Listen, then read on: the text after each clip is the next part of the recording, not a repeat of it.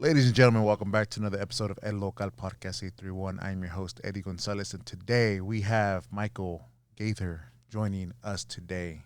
Hi. Thank you for having me. Thank you for joining me. Thank you. I'm very excited. There's so much to talk about. The minute that I met you and you said that not that you're an artist, musician, and you work for K-Pig, I'm like, I need to get this guy on the podcast. And we met at at Fruition Brewing when you hosted trivia, which is also near and dear to. And one of the key themes was killer clowns from outer space. Yes. So I'm like, yeah, we got to hang. Yeah, totally. And I'm excited. And that we you're won here. that night because Yes, you my did. friend John Bean Hastings, the artist, who just knows killer clowns even better than I do, which is saying a lot. Yeah, and you guys got the free pass to Nerdville. Nerdville was I had no idea. I had Yeah. no idea it was that big and that fun. Yeah, it's a great time. Unfortunately, I wasn't able to make it this year. I had a family emergency. That's right. But from what I saw, amazing.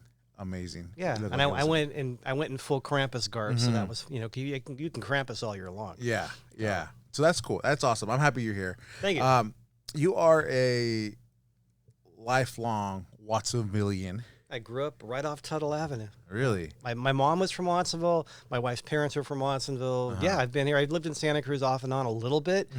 But my wife and I bought a house here over 20 years ago. We live like right over there if you're watching at home on Calabasas Road.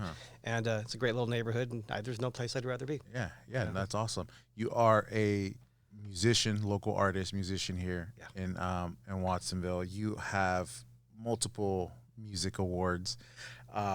Little contests, but they count. They're awards. You won. Thanks, So yes. you are a trivia host as well, like Yes. myself. Yes. And like you mentioned, your alter ego, Krampus. Did I miss anything else? Like, I read a music column for the Santa Cruz Sentinel. Uh-huh. If this is too much, let me know. I think that's basically it. Yeah. Okay. And I have a band, and I perform locally, and I tour a little bit, but mostly local. and you are also a radio host on K-Pig. Yes. Which a lot of people don't know is a local radio station. It It's is. been around for a long time. K-Pig's been around for over 35 years, and it's an Americana station, which is like not quite folk, not Nashville country, like Austin, Texas, classic kind of stuff.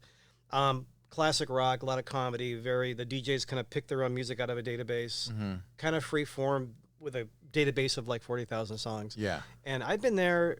I got connected with K because I was a fan and introduced me to a whole bunch of songwriters. I've always been a music geek too.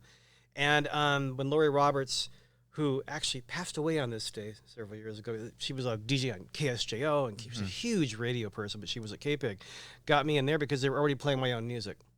So she said, you should be a DJ. And I said, I don't have time. I'm still working full time. And she just kind of hounded me, and she became a really good mentor and pal. And so awesome. I've been a fill-in DJ for 7 years, and I've done every shift. And I don't have my own slot, but I go in whenever they need me. And then as the year evolved, when I first got there, it's like now I do all their website content, their social media. I take all the interviews and put them into a podcast. So I do a lot a lot of behind the scenes, and I'm on the air. I do some commercials too. No, that's awesome. That's cool. It's plenty. Plenty on your plate. Plenty. But let's go back a little bit Yeah. to growing up in Watsonville. You lifelong Watsonville resident, and obviously I tell people who have been here a long time, they've seen Watsonville grow. Yes. Right. It's you go outside and where there used to be just dirt, there's buildings and houses and stores and a lot of empty storefronts these days, but we don't need to get into that. Yeah. Yeah. So what was your fondest memory growing up here in my Watsonville? God. What do you remember Watsonville from your time growing up? It's probably, this is the old fart talking, but, and I think it's any small town, and like I grew up like in the late 70s. I think Watsonville specifically, but maybe generally, it's being able to go outside, get on your bike, and just go. Yeah. Just ride and things have changed now. I didn't have to go. I I have a whole song about this called "When We Could Run," a brand new song, and it's like I didn't have to go and text my mom every 10 minutes. I'm okay. I mean, it's a whole different culture and era now. I think just being able to go and just run for the day and do stuff. I'm kind of glad I didn't grow up with. Actually, really glad I didn't grow up with social media and phones. Yeah. That's all. I don't envy kids these days, but there's a lot of pros to it. You know, and there's also. You know, there's cyberbullying and just and the addiction of looking at your phone. I'm guilty of it too. Yeah.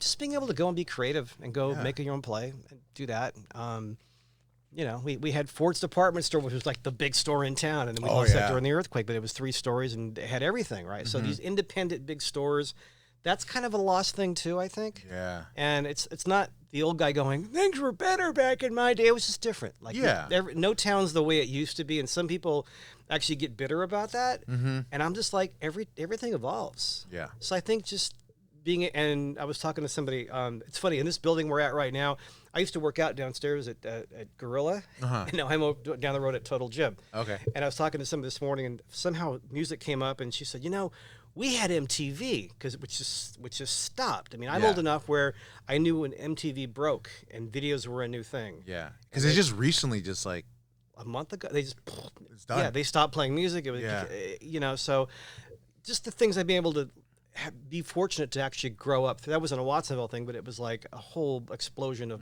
I've always been a music fan, so that kind of thing. Do you remember Music Madness?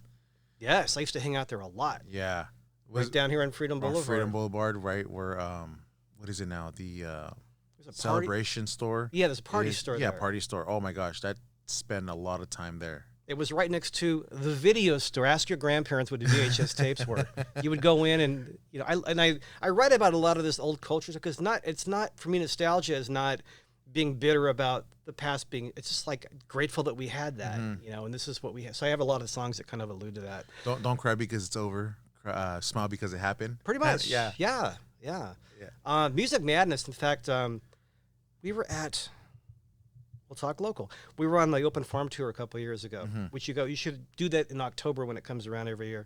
And we were at Prevadelli Farms, and there was a guy whose family owns the farm, and I go, you used to own Music Madness? He goes, yeah. I go, I loved that store. He goes, oh, thank you. And I remember back then, he actually had a K-Pick section. This is before I was even on K-Pick, years ago. But going through record stores. Yeah. That's the thing. I'll go to Streetlight once in a while, and I have too many vinyl records at home. But, yeah. And then that was the big record store. There was also one next to where Safeway's at now.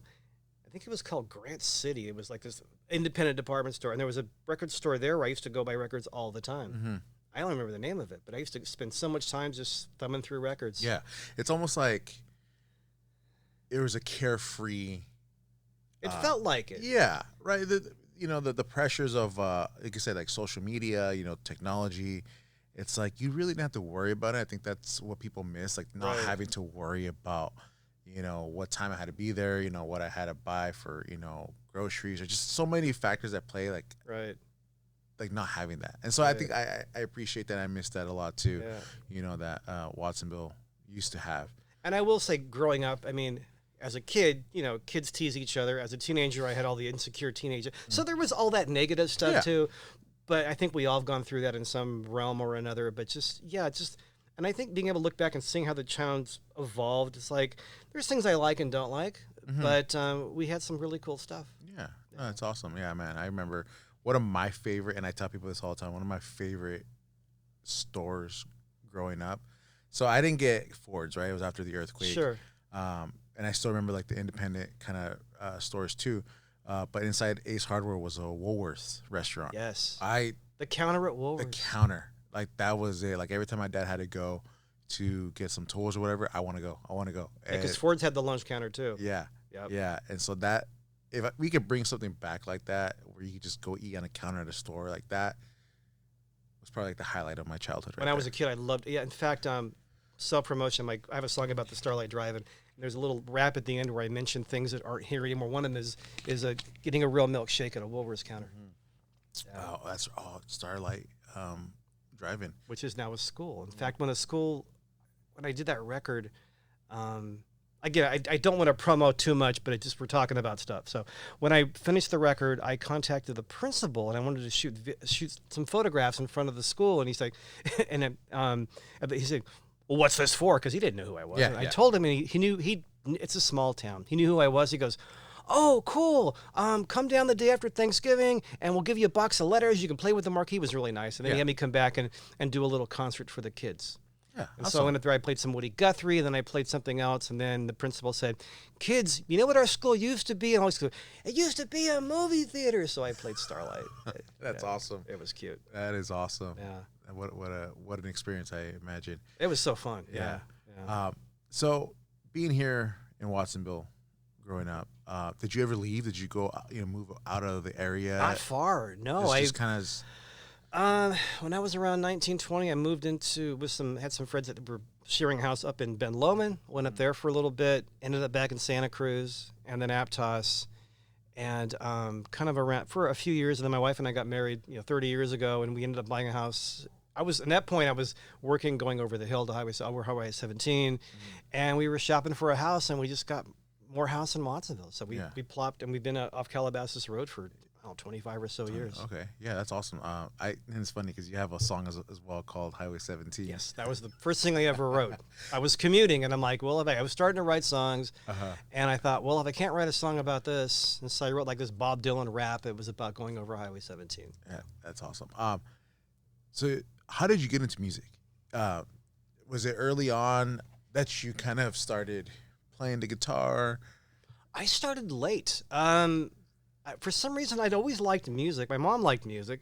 I'm an only child. My parents weren't musical. There was no music in my family. And for some reason, I just always liked music. And I always liked to go out and kind of find my own music.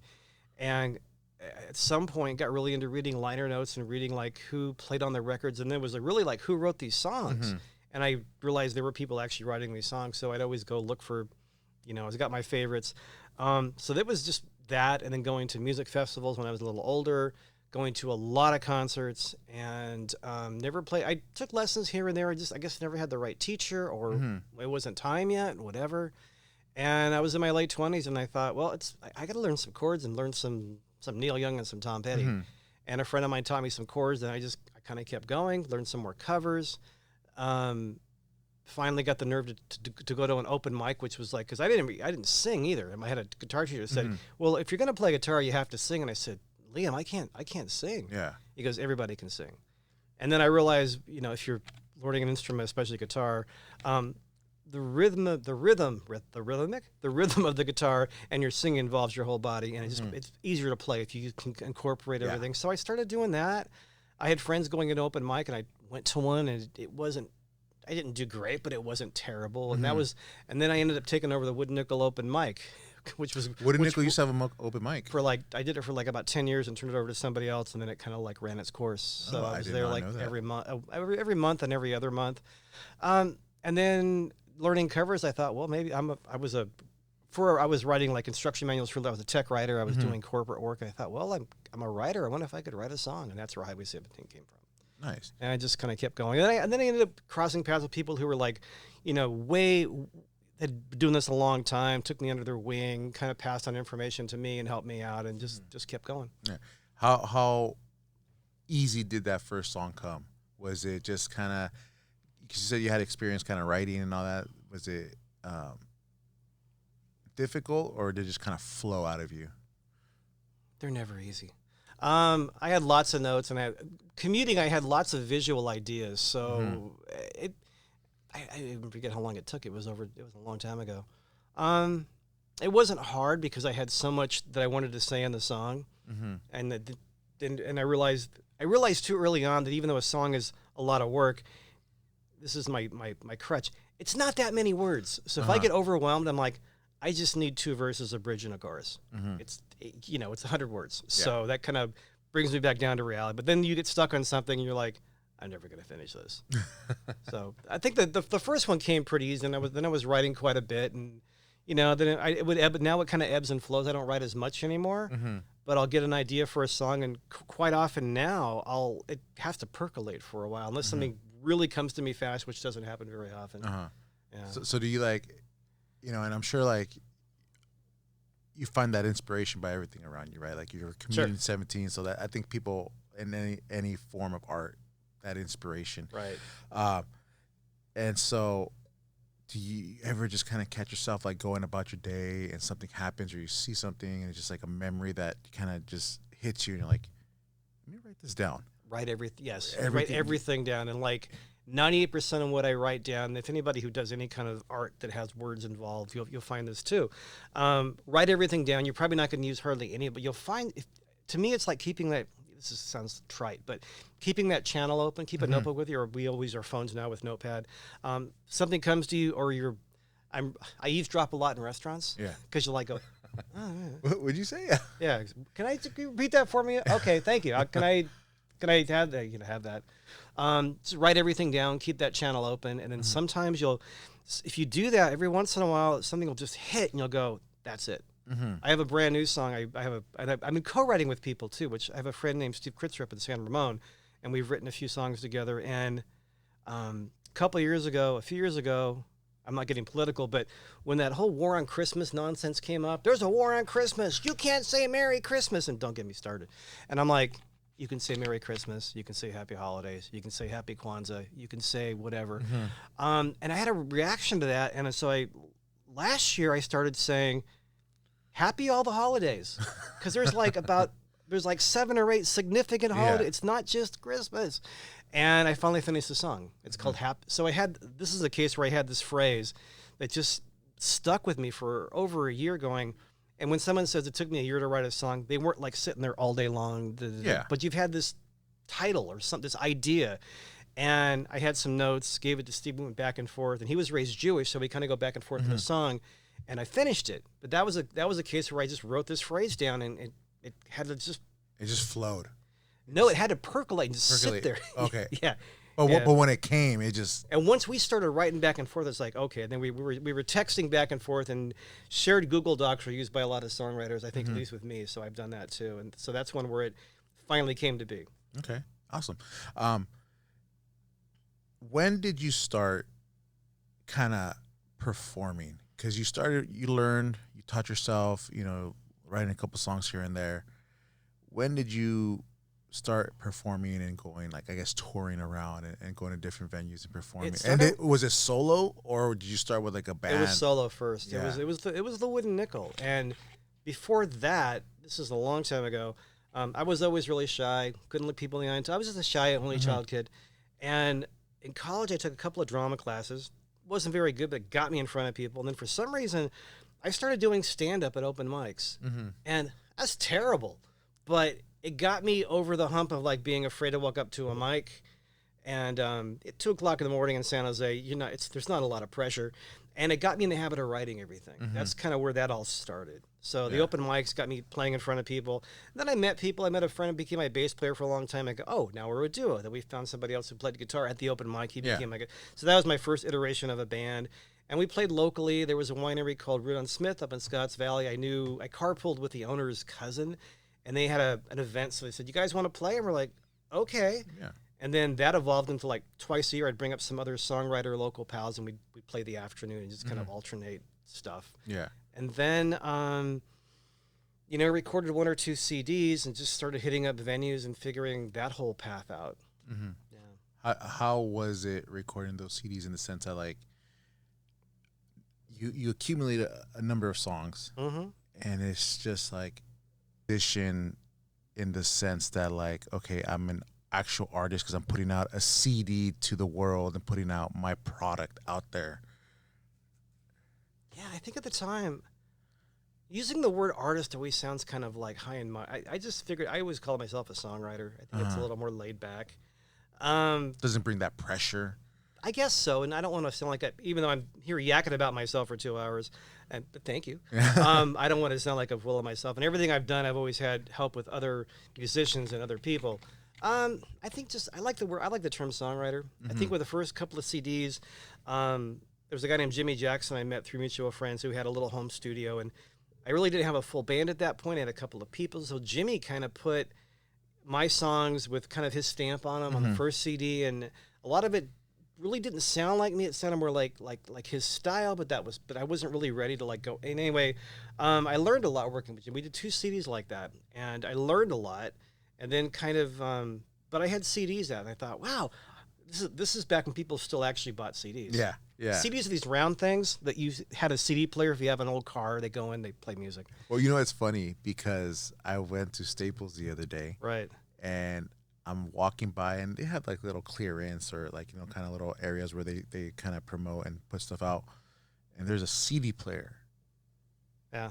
And I'm like, whoa! I kind of stopped for a second. I'm like, is this actual? It's an actual CD player. So they're kind of making a comeback. I don't know. There's a lot of things people enjoy that. Vinyl's made a comeback. I don't Yeah, know vinyl's made a CDs comeback.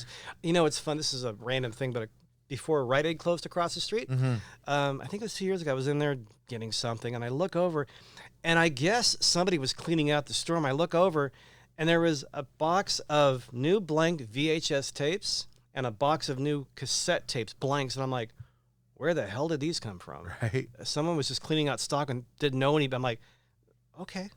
Yeah, you just pick them up and vintage. It's like, yeah, nobody wants this stuff. Yeah, that's pretty neat. Yeah. So the first couple of CDs, I was able to get songs out, and I got radio played minutes. That's when K-Pig I kind of like. It took a long time to like get in with K-Pig. Highway 17 is the one that got me in.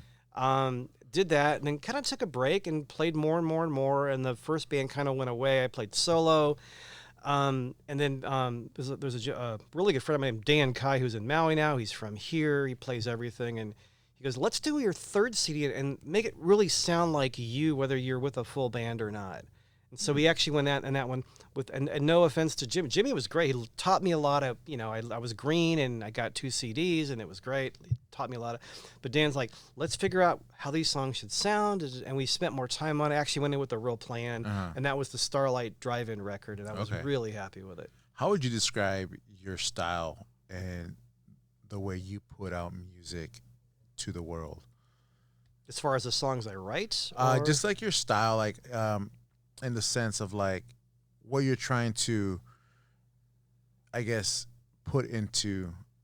I like telling stories. Yeah, more like storyteller. Yeah, I mean the genre, which is it's called Americana, and it's not quite folk, not quite country. There's a backbeat to it, and if you know who John Prine is, he's a folk singer. I always say it's because you got to label yourself somehow so people have some recognition. I always say it's John Prine by way of Tom Petty. I mean, I'm not as good as Tom Petty. I'm not as good as John Prine, but there's kind of folksy story songs with a little bit of rhythm behind it, especially when the full band's playing. Yeah. But they're usually always stories. I lean a lot on humor. My tagline is nostalgia, sarcasm, gratitude. I have these nostalgic songs. I've got a lot of smart-ass songs, and I have like Happy All the Holidays, which is kind of a song about gratitude. So it's usually stories, and that's kind of like that's kind of the overbranching kind of theme of what I do. Yeah. No, that's cool. That's cool. I listened to a few of them, and for me, 17. Highway 17, that one really got me chuckling and kind of laughing. I'm like, this is true because, like, I've commuted before over the hill, and it's just like I've seen that exact same, it's actually, when it's not crowded and you're just driving it, it's a beautiful drive, but you put 80,000 idiots on there trying. And the point of that song is like, if you hurry over the hill, you're not going to get there any faster than the guys who's just kind of going 55 and. Like, what's the hurry? We're going to work. Why be in a hurry? Yeah. Or leave earlier. Yeah, exactly. So I love it. Okay, that's cool. Yeah. I love storytelling. I think for me, it doesn't matter what kind of genre of music for me is, as long as there's a story being told, I gravitate towards it. One of my favorite genres of recent years is country. I never used to love country. I never always thought like, country hillbilly kind of style. Like it wasn't my thing. Yeah. Until finally, like a friend introduced me to Luke Bryan, and I listened to the lyrics. I'm like, oh, he's telling a story, right? And then I go back to like even R&B, hip hop, even reggae. Like it's like the story is like, okay, that's what I love about music in general. And so like I broke that barrier for myself, where it's like, it's not about like, the genre, the style. It's like as long as it's telling a story, I'm drawn to it. Yeah. Yeah, and I think that's what people love. Well, even as human beings, before we had the printing press and the written word, things were communicated by stories. Yeah. So I I love it. I love it. So you're a music artist, and you've put out some CDs. You've been around. You're collaborating with people. Yes. And around that time, you mentioned that that's when K-Pig kind of started playing your stuff, and you got in with Highway 17. Yeah. And so, what was that like? You know, getting involved with K-Pig, because being around for 30 plus years. Yeah, this is like probably 15 years ago, 15. Anyway, it was as a local songwriter, K-Pig's like, oh my God, I'm on K-Pig, right? Yeah. So it was a tough nut to crack. Laura Ellen Hopper started the whole format and she's the one that actually started the station. She's passed away sadly quite a few years ago, but she was sort of a tough nut to crack. And then Jeff Giuliano, Ralph Anybody on the Air came along afterwards. He was a DJ already. And he's kind of I saw him at a music festival. I was playing an open mic, and I played the 17. And he goes, Michael, because he knew me. He goes, does K-Pig have that song? I go, no. Here, I gave him. I was at camp and gave him a CD, and that's how it happened. So Ralph got me on the air, and then I met Lori Roberts through the winery I was playing at, and through Dog Rescue. We were both involved in that wine, and then K-Pig. She was on K-Pig, and then she said, we need a DJ. Would you be a DJ? Because you've got the mic experience, and I was finally got it around where I had time to like do that. So she got me in. So I've been a part-time DJ there ever since. Yeah. And so I also know when local artists are like submitting music, and they'll contact all of us. Jeff is the one that actually is the music director, but people know me, and I'll submit music because I know how exciting it is to get your own music on the radio. Yeah. Yeah. It still carries, at least in our little town, it carries a little, and K-Pig's worldwide, but it carries a little weight to like, I got on K-Pig. Yeah. Yeah. No, and I think that's true because, you can have streaming. People, it's a lot easier for artists to go on to like Spotify or Apple Music. Yeah, I'm on all that stuff, too. It's easy. You just throw your music. But I agree where it's like, oh my gosh, I'm on the radio. Yeah. For whatever reason, it's just like, it's a sense of pride and joy. Yeah. That it's kind of validating. I did all this work to get this thing produced, and somebody is playing it on the radio, and somebody somewhere is probably hearing it. Yeah. And to go and to like add on to K-Pig, there's K-Squid, which is an independent station, and people do their own shows, and it's a wonderful station, and they've really built up. They have 2 frequencies. KBCC, the Boulder Creek station, little footprint. They're on the web. Wonderful people, and they do a lot of things in the community. They go out and do a lot of little festivals. Yeah. And then I think, and then of course KZSC at UCSC. They do a lot. They do a lot of independent music. Dangerous Dan does a Friday morning show, and he plays a lot of Americana like K-Pig does, a lot of local artists. Yeah. And then the other one is on the web is Santa Cruz Voice, and that's the group. They were on KSCO, and KSCO downsized, so a lot of them went over and started this web-based station. So Rosemary Chalmers does her Good Morning show like she used to do on KZSC. Now it's on KSCO, and now it's on Santa Cruz Voice. So there's other places too that really help out local artists and play independent music. Yeah, and how important is that to help local artists, achieve that goal and dream of being played on the radio, and just the importance of just local radio. Local radio is important because when news comes up and events come up or earthquakes and fires come, that's when it's really important. I think in these times we're living in, just being able to listen to some real music produced locally is kind of comforting. It's fun to hear your friends on the radio. It's validating as a I won't say artist, as somebody who writes songs, to hear your stuff getting played on the radio. And what else? Yeah, and I don't know if it puts butts in seats at a show, but it is nice to have your stuff played on the air. Yeah. And there's people that will tune in and listen to things, and like, especially with K-Pig, but these other stations too, you're gonna hear musicians that you wouldn't hear anyplace else. Maybe in your Spotify algorithm, probably not if it's really independent. Yeah. So I think Spotify, not to diss it too much, it's killed CD sales. Oh yeah, yeah. But I've interviewed enough musicians, because I also write for the Sentinel, that a lot of them have said, but it has leveled the playing field. You can, the algorithm, you'll play something, and then it'll play you other artists like that you've never heard before. So, I don't. It's got its pros and cons. It does. Yeah, just like anything. I mean, there's upside and downside. It's also why a lot of us have stopped making CDs. But there's that. Yeah. I mean, shoot. If anyone remembers, like, because everything makes a comeback. You know, I think we're living in a time where nostalgia, like you say, like everything's kind of making a comeback, and I think who was it? Sent me a picture of like the Halloween Spirit Store, and it's like it was like a 2000s teenager 2000s kind of like style clothing. I'm like, that's the clothes that I wore when I was a kid, when I was in that era. Now it's a costume, and now it's a costume, and so like things are, and like I said, like the CD player kind of they're selling it again. So I don't know. CD, I can see vinyl, but CD players, that's kind of strange. Yeah, it was really strange, but I don't know. Maybe some 8-tracks making a comeback. Some that's funny. Laser disc like. I did one of my records. I was looking at different ways of just like sending it out, and I found a company that would actually make cassettes and 8-tracks.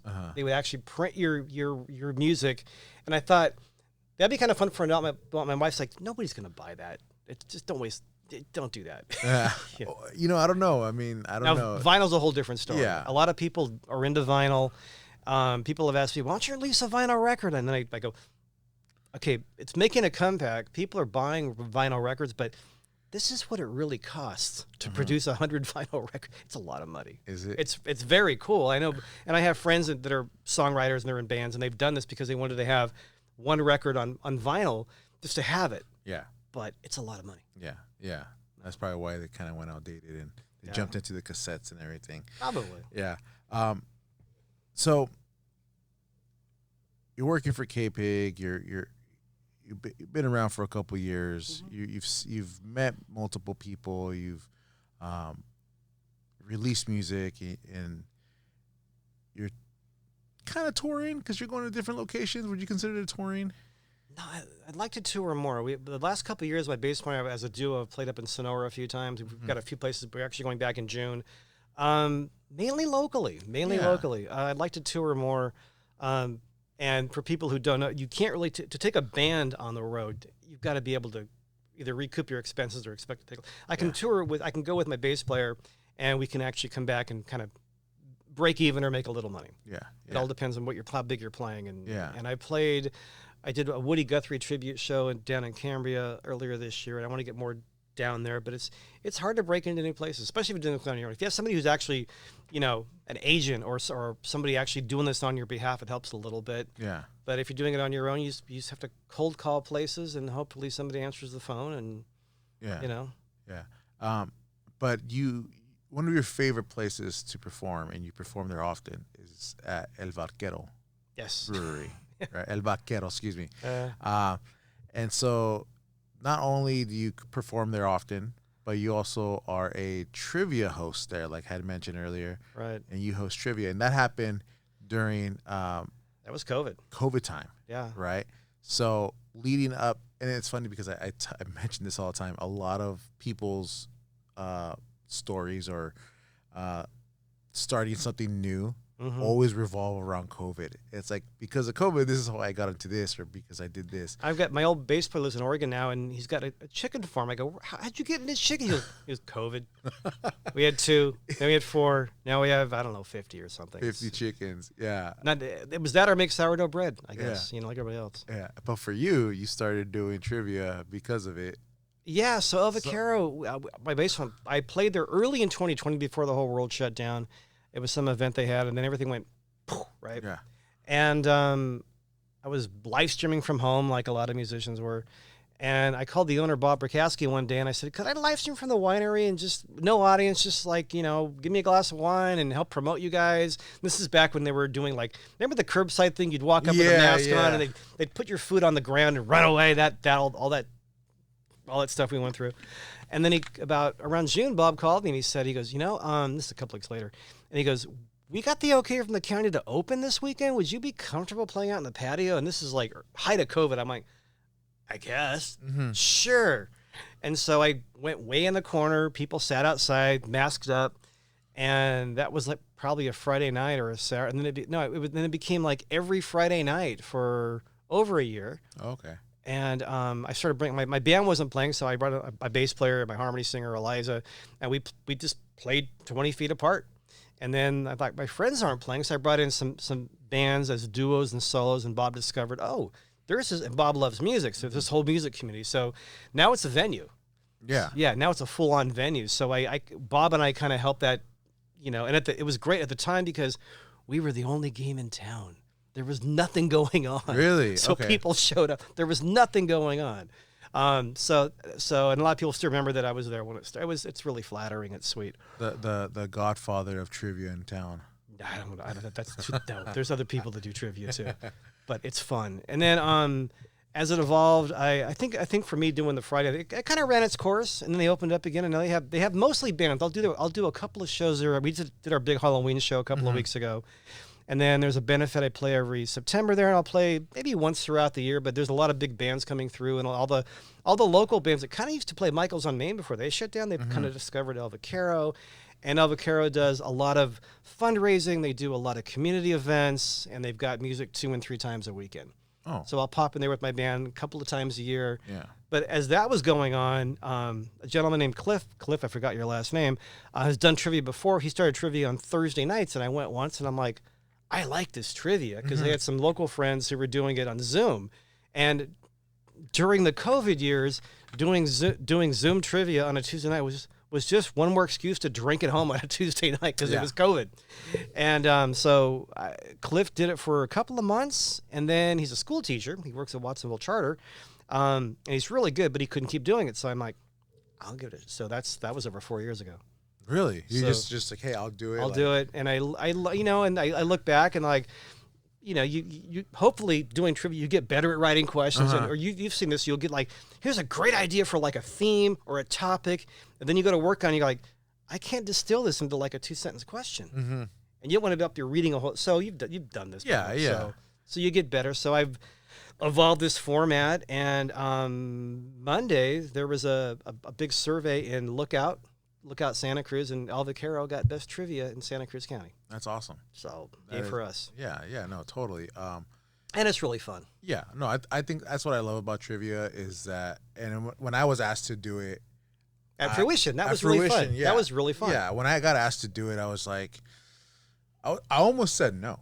It was funny story. So like, you hadn't done trivia before. I hadn't done trivia. So what had happened, how it started was that being part of Nerdville, they wanted to promote it and all that. So they partnered with Fruition, like 2 years ago, Right. for like a trivia to promote the event and everything. And it was just kind of like, okay, I'm going to show up and it'll be fun. And then they told me like, hey, we need someone to run it. Like, can you run it? I'm like, okay. Like, it was like, okay, I'm part of the organization. Like, I'll do it. Cool. So I did it. Yeah. Then what was it, like a couple months later, like the next year, that's when, oh my gosh, Dave hit me up and he's like, hey, we really enjoyed how you did trivia that day. Would you be up to just be our trivia guy and host it every month? I'm like, at the time there was so much going on. Like I had my hands in a lot of pots and like a lot of things that I was doing. And so I said, I'll think about it. And I almost said no. And then finally someone told me like, dude, just take the opportunity. What's the worst that could happen? And like, it's, you do it for a couple. Questions. Yeah, read questions. You do it for a little bit. And if it continues, like, just do it. I'm like, all right. So I said yes. And it's been like a year and a half now. Nice. Year and a half. Is it monthly or is it every? It is monthly. It's the Monthly's last good. Wednesday of every month. Gotcha. Occasionally we kind of move it around because of the holidays. Like Sure. for example, Right. like November, December is like the third Wednesday of the month. But yeah, it's been fun, and I really enjoy it because you just see the excitement and people and being very engaged and kind of like back and forth with the team and trying to figure out the answers. Like I love watching teams argue over what the answer Exactly. is. They go, this is real trivia. Yeah, and one of my favorite things to see a team, it's like when they know the answers and they say it out loud. And it's like, you should. Then I go, okay, so you all heard this, right? For me, I think the most fun is it's fun to work the crowd. It's really fun to work a crowd. And I've also found, again, not a promotion thing, but a lot of people, a lot who come to trivia will check out my shows for music and vice versa. Yeah. And some come to both. Yeah. And that's fun too. I got to thank you too, because I'm going to back up too. I also want to mention that the COVID thing, Bobby Marchessault, who's a teacher at Watsonville Charter, and Robbie Olson, who runs Watsonville Public House, which sadly just closed. They were the ones doing trivia. They got me into trivia during COVID, And so Robbie ended up giving me, when I started doing it at El Vaquero, Robbie was doing it at Burger in Santa Cruz, and he gave his night to me, so I did that. I took over that until Burger closed. And then I went to Cruz Kitchen and Taps while I was doing El Vaquero, and I just started one at Bargetto Winery on Wednesdays. So still keeping my hand in it. Yeah, no. So that'll happen. So when I went to yours, I got to thank you because you gave me a couple of ideas that I lifted. At El Vaquero, I had people like score themselves, and then I'd say who got at least 15 points, who got 20. It was always it worked, but I don't think anybody cheated, but there was always a suspicion. So after going to yours, I said, okay, the week after I went to yours, I said, okay, now take your paper and give it to a neighbor to score. And people lost their minds. Like, really? What? And, there's certain teams that would always win, don't win as much anymore. Yeah. And then I went and bought a whiteboard for the team names. Nice. Because I was always giving the team names to Bob, the owner, and he would read them and give out points. And now Kat, who runs the tasting room, writes them all down. I give them, and then we do a big whiteboard reveal. Yeah. And it's a better flow. Yeah, no, totally. I'm still trying to like better it myself. But those two things I learned from you, I picked them. I'm like, that's what, because for a long time I kept thinking I should have people like score their neighbors, and I just couldn't make the plunge. And finally, when I went to yours, and I'm like, well, plus you get to know your neighbors. Yeah. It's more interactive, and that's the whole point. Is like trivia. It's like you're not trying to outsmart your team. You're just trying to have some fun. Yeah, and what's been cool for me is because of like the way I run it as it ran. Some teams kind of merged, so there's right. some people like, used to be their own team, but sometimes they mix them, mingle with each other. And so it's such a great social event. Like, I love it. It's not a big commitment. It's not like going to a club and trying to like talk over music for 3 hours. Yeah. It's a nice midweek thing. It's good for a venue that maybe not might not get a crowd that night. Mm-hmm. People come in. Yeah. And so when do you have yours? So it's every Thursday at 7:00 at El Vaquero Winery. Okay. And this just started. Bargetto Winery in Soquel called me, and somebody gave them my number, Sherry, who does Abbott Square Trivia, and downtown, and they said that we want to do a trivia night, and I was thinking like, I can't do 2 trivia nights, so I just because I did that for a year and a half, and it's a lot. It's a lot of promotion. It's a lot of writing, and I said, would you want to do a monthly? And they said, no, we really want weekly, and I'm like. And my wife's like, it's another trivia night. It's a whole new crowd. And I'm like, so I go, what if I have a friend named David Hayes who would sub for me in Santa Cruz. So I talked to David. So we're going to rotate. We're going to alternate. Oh, okay. So we'll do every other week. Nice. And I went last night for the first, it was 6:30 at Bargetto's on Wednesdays. And kind of a different format. And I got there and it was raining. It was cold. And I'm like, I don't know. And then about 6:00, like 7 teams showed up. A couple from El Vaquero that know me. They were over that area. And it was really fun. Yeah. No, you never know. Yeah. It seems like, well, at least for me, since I'm in the game with trivia now and I'm seeing more of it, it's a great time. Right. And it just seems like I said, it seems like it's taken off. It's taken off. Yeah. Yeah. So I really enjoy it. It doesn't really cost the venues a lot of money to bring in entertainment for the night.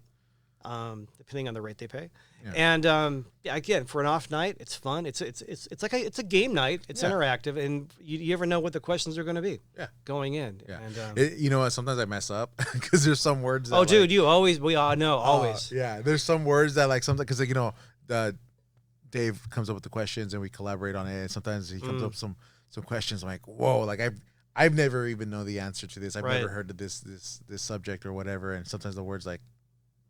Never heard of that word, but I'll try. But that's great because everyone's so. What's even better is when you write questions, and as you're reading them, this happens all the time because I do a lot of this nonsense. Reading the question, and as I'm reading it, in my mind, I'll hear this voice, and I'll say, I go, that was a really awkward thing to try to read out loud. Mm-hmm. And there's been times where I was so sure of an answer that a question I wrote, and someone go, actually, and I'm like. Oh, shit. Yeah, it's wrong. You'll get a point. Yeah. But, again, doing all these questions, it's going to happen. Yeah. So, but it's a good time. One of the things also that you enjoy doing is you're a Christmas guy. On the dark side. On the dark side of Christmas. I like Christmas. Don't get me wrong. Yeah. But there's... a side to you that you enjoy doing. I do. No, this is really fun. Yeah, and because I love Halloween. That's where this evolved from. Oh, really? Okay, so Krampus. Krampus. So how do you say it? I think it's Krampus. Krampus. Doesn't matter. You know, I hear Krampus. Yeah. But you're really into the Krampus It became a thing. Yeah. Right, because you love Halloween and you love Christmas, so you kind of, it's almost like it's Halloween for an additional 2 months. Pretty much, and a lot of people have the same sentiment. Yeah. So how did you get into that? It was a song. I did something years ago, a holiday benefit, and I was playing the Grinch. I was playing the Grinch song. You're a mean one, Mr. Grinch. And somebody said, "Oh, that's nothing. You should learn about Krampus." And I'm like, "What the hell's a Krampus?" And I looked it up, and there's this, then I found there's this whole that comes from the same part of the world as sort of Grimm's fairy tales, so dark fairy tales. At the genesis is that Krampus is Kris Kringle's evil twin brother. So Kris Kringle comes out and rewards the good little boys and girls. I can speak for a living. And Krampus kind of punishes them. Depending on the version of the myth you hear, it gets pretty, like, drags him to hell or whatever, beats him or whatever. And I'm like, this is interesting. And there's a Norwegian, Germanic kind of origins of this. And then I found out there's this whole cast of characters that are like dark Christmas monsters. There's a bunch of them, but Krampus is like the best known one. And so I wrote this song called The Krampus Comes Out Tonight. I recorded it, played it every year around the holidays, but a couple of things I do in December. And I think for Halloween a couple years ago, I put together like a makeshift Krampus costume because people knew I was into it, and it was fun. And so last year, my neighbor across the street, Stephanie Fontana, who I've known since she was like 10, is on the fair board. And Sparky's Holiday Lights at the fairgrounds was being planned for that year. And if you haven't gone to Holiday Lights, you should. It's amazing. It's out thousands of lights. It's a fundraiser. But the first weekend of December, they have a walkthrough weekend. So for Holiday Lights, instead of driving through the light displays, you can just walk through. You can get hot chocolate, and you walk. And I did it last year. It's really nice to walk through the displays with no cars. It's really, really cool. So this opening weekend, this is a long way to get to the point. Anyway, I did Krampus last year at the Holiday Lights. So one night they did Santa Claus, one night they had a Grinch, and then Stephanie and her friend Jennifer, who was also on the board, we went to a board meeting. They said, we want to do a Krampus night and bring in some vendors that kind of do spooky stuff and make that the first night. And the fair board, I don't know their names, so I'm not going to be incriminating or whatever.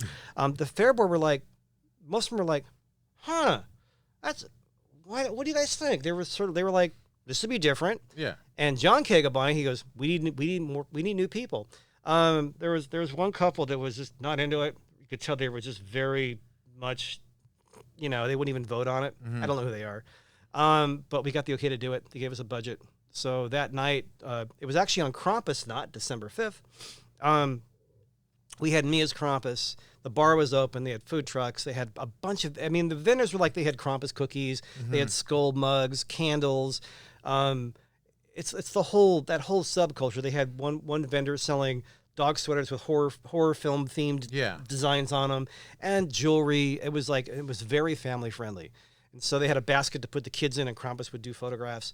So that was what we did. And I was reading about people that do Krampus, and they said the whole point is you don't want to scare people. So I had candy canes with a little Krampus card that went to my website on it. And whenever kids would walk up, I would just kind of kneel down, give them a candy, they'd give me a hug, or they get in the basket, and the parents like, get in the basket for Krampus.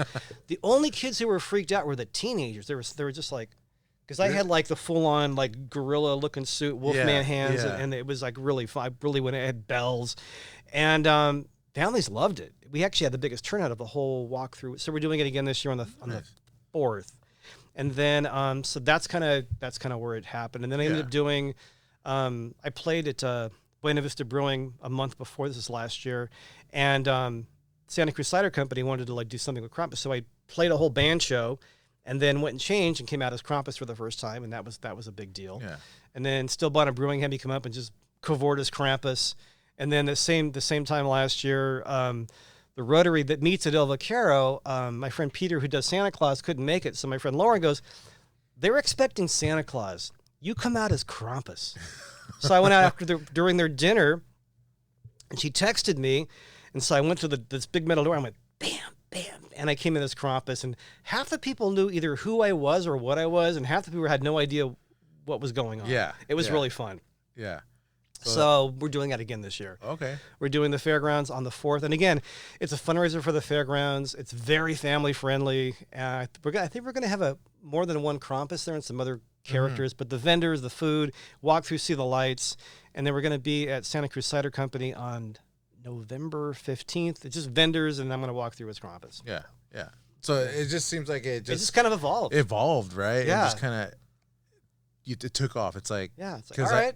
I know in recent years, like the Grinch has taken over. Right. You know, it's like Santa who? No, Grinch. You know? And now there's been a couple of Krampus movies. And yes. He's more of a pop culture figure than he was, Yes. say, 10 years ago. Yes. Yes. I remember my first introduction to the story and the character was the movie Krampus. You know, and I was like, what is this? Like with Adam Scott. Yeah. Adam Scott is from Santa Cruz.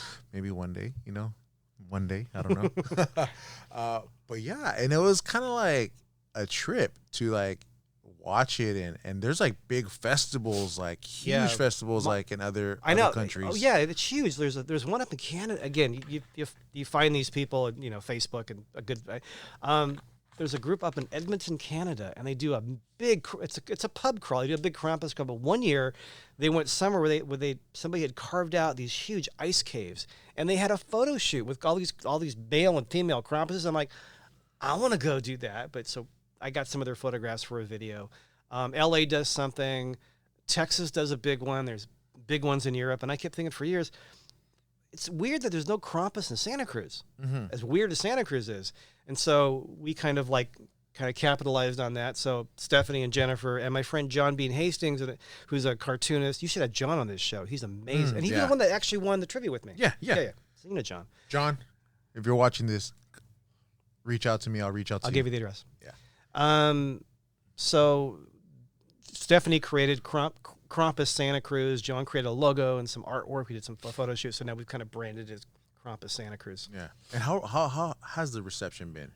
It's been good. I mean, again, like the fairgrounds, people came for the first time. They were like, oh, this is so cool. We had a heritage hall full of, you know, not dark, but they called it a dark market, but vendors you wouldn't normally see at a crafts fair, and the bar, so that the parents had some, you know, and there was hot chocolate too. It was good. Still Bonnet Brewing, I went up there, and you don't often see a Krampus walking around, so it's, you know. Yeah. Because you came, I know that you came out, like I said earlier, to Nerdville in your full suit. I did. And in June, and it was hot. Yeah. But it was fun. Yeah. And so, nowadays it seems like the whole kind of like scary, spooky horror kind of theme is kind of taking over, and it kind of bleeding into like the holiday seasons. Because we go back to that whole the movie Nightmare Before Christmas.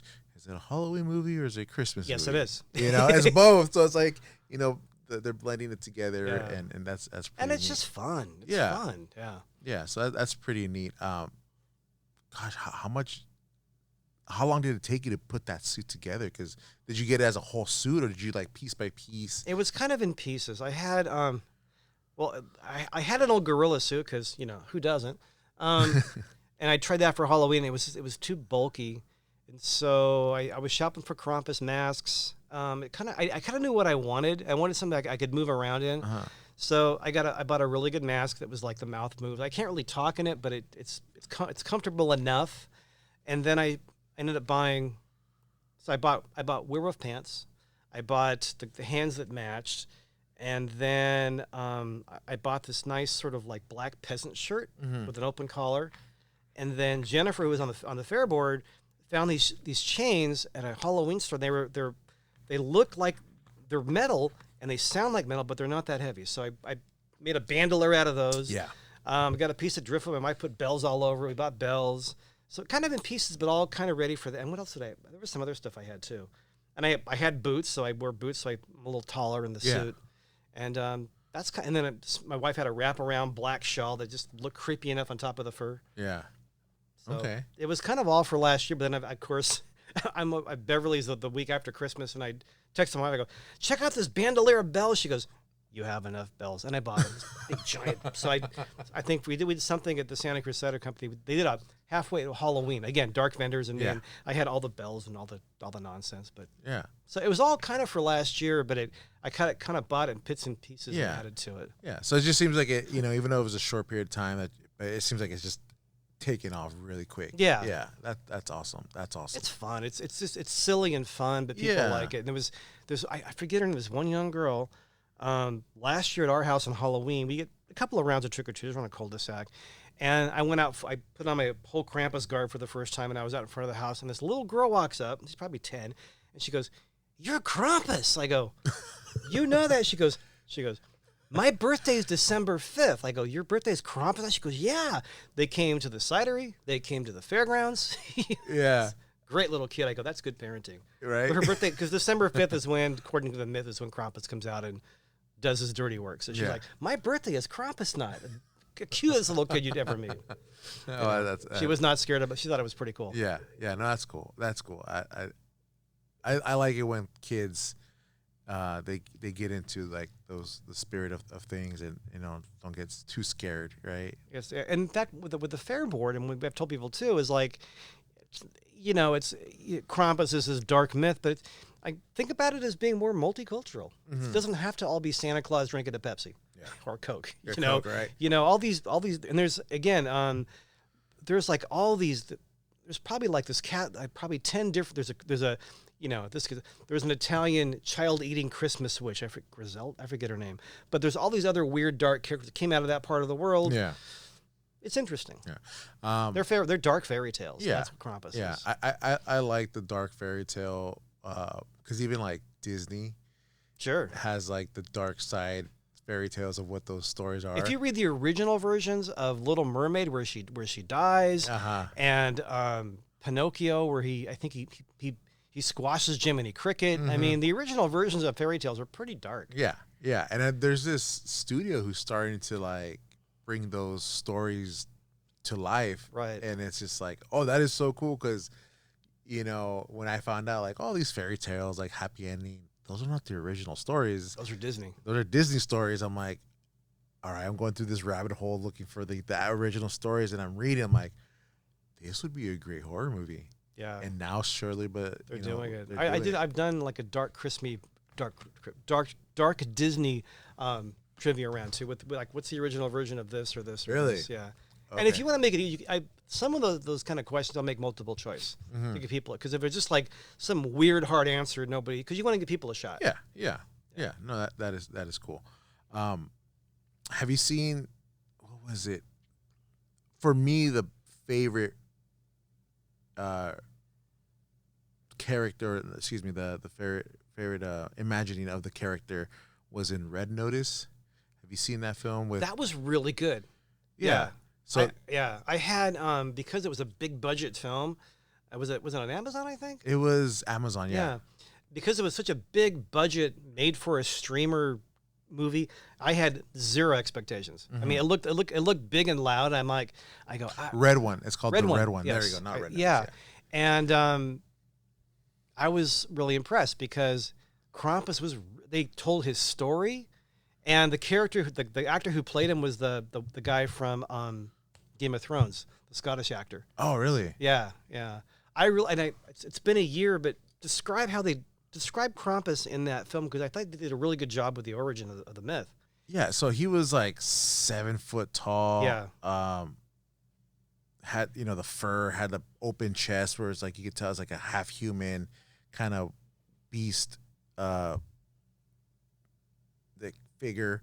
He had the hoofs and everything. Oh my gosh, it was like but it was a towering monster. Yeah, it was great makeup. So I think for me like that was like, because you hear the story and the original one was like a CGI, right? And it was kind of like skeleton kind of. It was weird, but that was like a good, the makeup, the everything. And I think if I recall the story, did they make him Santa Claus's brother? Yeah, which is the myth. Yeah, so it was his brother, and it was like.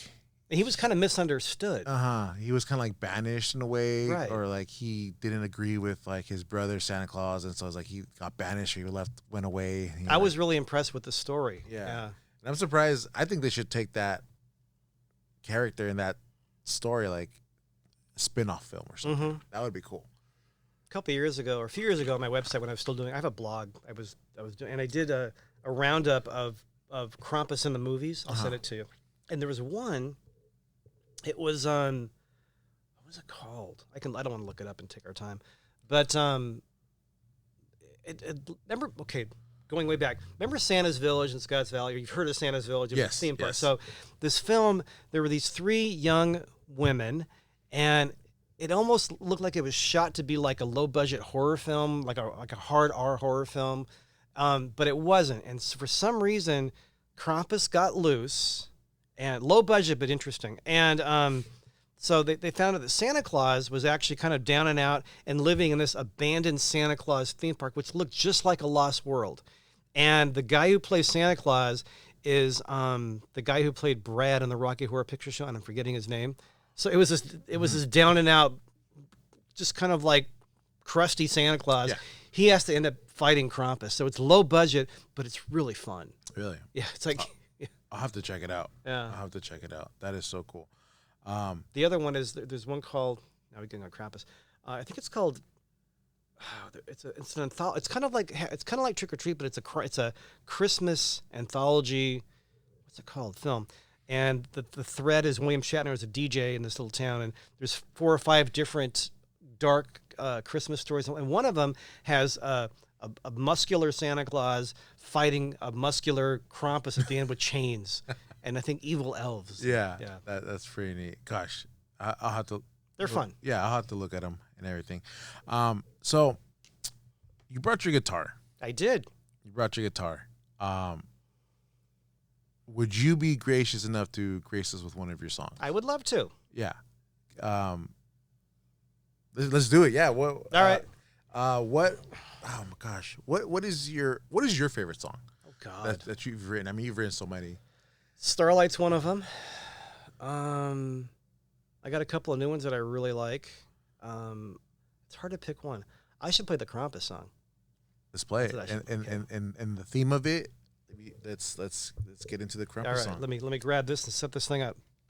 We'll cut and come right back. Yeah. Or not. It's a podcast. Nobody cares. All right, everybody. So we got Michael performing Krampus. The Krampus comes out tonight. And I haven't played this in about a year, so this is my rehearsal for, there you go. for the holiday season. You wanted a story. Here we go.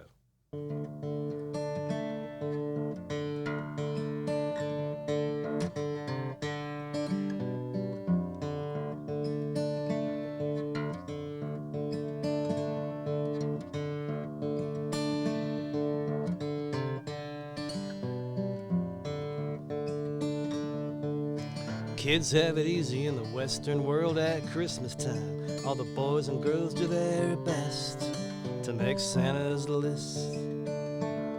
But in old world Europe there's another guy, makes the bad kids run and hide the story. It goes like this. He's not the Christmas angel, he's Santa's evil twin. On Christmas Eve when the bad kids sleep, that's when his work begins. Cloven hooves and a long black suit, he's really quite a sight. Hide your stockings, say your prayers, the Krampus comes out tonight. The Krampus origins aren't that clear, they go back a couple of thousand years, but every myth agrees the punishment is his goal. He might use a switch, might use a chain. In some countries he'll drag you away, you'd be happy for a lump of coal. He's not the Christmas angel, he's Santa's evil twin. On Christmas Eve when the bad kids sleep, that's when his work begins. A drunken beast with long sharp teeth, he's really quite a sight. Hide your stockings, say your prayers, the Krampus comes out tonight. He doesn't get the TV special, you won't see him in a Christmas card. With any luck you won't see him at all.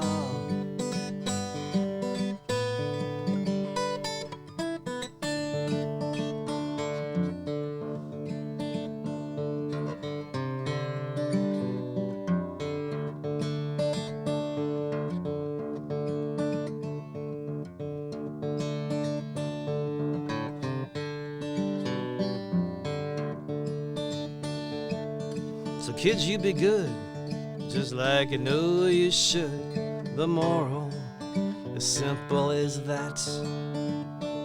Hope you get a visit from the guy in red on Christmas Eve, instead of that demon dressed in black.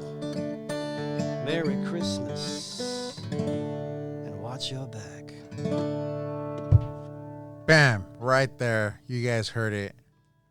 Be good, kids. Be good, for goodness sake. For goodness sake. That was great. That was great. Very, Thanks. very Dark, but very poetic storytelling as well. Thank you so much. I like the little Western kind of like guitar play, you know, kind of Yeah, give me a this little. this little riff is like, Yeah. It's soothing. It's soothing. it's kind of a bluesy riff, but you slow Yeah. it down. It's got this vibe to it that just kind of fit the song. Yeah. No, that's awesome. I enjoy it. You got some things coming up, right? Like I had mentioned. So Yeah. So what, you know, at the date of this release, we are in the last week of November, going into December. Mhm. So you got some things coming up. What do The you got? timing is good because we talked about this during this setup here. This drops like the last week of November, so we're kind of done playing for the year. But the first week of December, on December 1st, on Monday, I'm playing at Watsonville Public Library. This is all locally. This is perfect. It's local stuff. We played there as a trio in the children's library last summer. Laura used to be. Actually, she worked for the cleaning service at KPIG when she was studying to be a librarian. Now she runs the children's department at the library. So we went down and just did a concert of mostly local songs, and it was really fun. And she wants me back. So we're going to go down there, me as my guitar player, Bill Walker, and my bass player, Greg Abelar. They're doing stuff every Monday at Watsonville Library, so look them up. First Monday, December 1st, they're doing, I think, like ornament craft building, and they want us to play. So we're going to play mostly originals and throw in some, not all spooky like this, but we got some other holiday songs too. And so we're going to play from 5:45 to 6:45 on December 1st on Monday at the library. That Thursday night, December 4th, is Holiday Lights with Krampus at the Santa Cruz County Fairgrounds. You can walk through, and there's vendors, get some shopping done early. That's going to be fun. And then that weekend, Aladdin's Nursery down the road this way. Gustavo had me come out last year and do some stuff for his open house. So every first weekend of December, Gustavo at Aladdin's Nursery, another local staple. His wife makes a bunch of desserts. They have people bring other stuff out. They've got wine and I think cider. And so I'm going to do a set from 4 to 5 p.m. with one of my bandmates, a duo, and then a band after us, like a trio probably playing outdoors. So that's going to be Friday, Saturday, and Sunday, the first weekend of December at 4 o'clock. Awesome. So then I'm done for the year. They got some other Krampus stuff popping up. But that's so a for little busyness, you know. Just enough. Just enough. Yeah. Just enough. With everything that you're involved in, and everything, like what do you have? Well, how do you see yourself going forward the next couple of years? You know, with everything that you're doing, you know, you're doing the Krampus thing. You're I ask myself that all the time. It's like, why am I doing all the? Yeah. I don't know. I just, I want to keep, I want to keep finding time to, work on my guitar skills, which every year I start out going, I'm going to work on this year. Then I get busy with events. Mm-hmm. No complaints. Yeah. So I don't, just keep writing songs and playing. And music wise, try to reach out a little more. I mean, locally, I end up finding, I get pretty busy with local gigs, and I'm not looking that hard. I'm busy enough. Looking outside of the area a little bit more. That's sort of a goal. And I got a couple of people that are looking out for me, trying to get me out on the road a little bit, and just kind of keeping it all afloat. I mean, doing trivia, doing a couple articles for the Santa Cruz Sentinel every month on musicians, and then whatever KPIG needs. I'm there part time, but I'm really busy behind the scenes. So I think as a goal, just keeping it all afloat. Yeah. And not burning myself out. Yeah. Just like you said, just enough to where you're busy, but enough to where you could just relax a little bit. Yeah, just a little bit. One of the things I ask people whenever they come on is just kind of share some words of wisdom, share a little advice for those who are watching that are watching your episode. What would you say? What do you leave people with after watching this? I would, one thing I would stress too is like I hate the word success. It sounds like I'm pulling myself. I've been able to do a whole bunch of cool stuff, and it's not just because of me. I mean, trivia at El Vaquero's taken off, and I put a lot of work into it, but the Prokatskas are a wonderful family. People come out every week. If that wasn't happening, there wouldn't be anything there. I've been able to get my music produced and recorded only because I like to write. I've got some good people that I can co-write with. I've got an amazing bunch of musicians. So I think anything good you do, you don't do it by yourself. Mm-hmm. I mean, always remember that it's not me. It's like it's my name and all this nonsense. But I've got a lot of people helping me, and even like playing out of town, I got people that are kind of looking out for me for that. Writing for the Sentinel. When my day job, I did corporate work when that ended 2 years ago. Steve Bennett, the operations manager of the Sentinel, who I knew from trivia, said, "Are you going to be okay?" And I'm like, "Yeah, I got some part-time stuff." He goes, "Can you write?" And I go, "Steve, that's what I did. I used to actually work for the Sentinel." Yeah. So he got me this twice a month writing gig. So anything good you do, you're doing it because, you're putting your effort out, but somebody's helping you along the way. Yeah. And never forget that. And always try to help other people out as well. Yeah. Yeah. No, that's awesome. That is awesome. Michael, thanks. Thank you. Thank you for stopping by, and thank you for taking the time to perform for us. And just a song I haven't played in a year, and I got through it. Yeah, but thank you. Thanks for interest in all this stuff too. I appreciate it. When is in December? When's your next trivia night? Third Wednesday. It's the Wednesday before Christmas week. Okay. So we'll be out there. I'm not doing Bargetto. I'll be there. Yeah, come dressed in the whole Krampus outfit. I could. You could, Yeah, twist my arm. Yeah, I'll remind you. Twist my arm. What's funny too is like this is more Krampus nonsense. But back in September, Stephanie, who got this Krampus thing together, one of her vendors in San Jose wanted to go to the Jury Room bar in Santa Cruz. He goes, "Can you guys come down?" And she goes, "You want a Krampus?" He's like, "Sure." So I think he makes these skull mugs.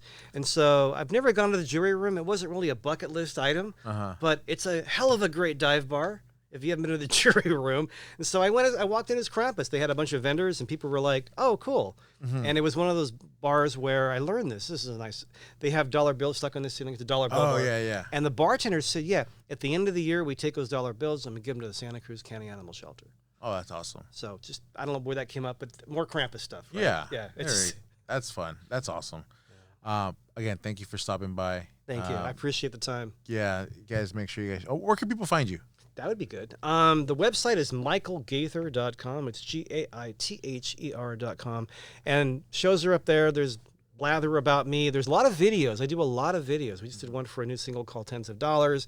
I have a new one out about a new song called Siri and Alexa. We're doing a black and white robot video. You'll like it. It's very geeky. Nice. The website. And the thing, I'm really busy on Instagram, so it's Michael_Gaither. I put reels and hints for trivia, shows, other stuff. Yeah. So there you guys know. That's where you find him. Check him out. And then yeah, we'll stop by for trivia on your night one of these nights. Sounds good. Thanks, buddy. Thank you again. Guys, thank you guys for watching. I Look at Podcast 831. I am your host, Eddie Gonzalez. God bless. I'll see you guys in the next one.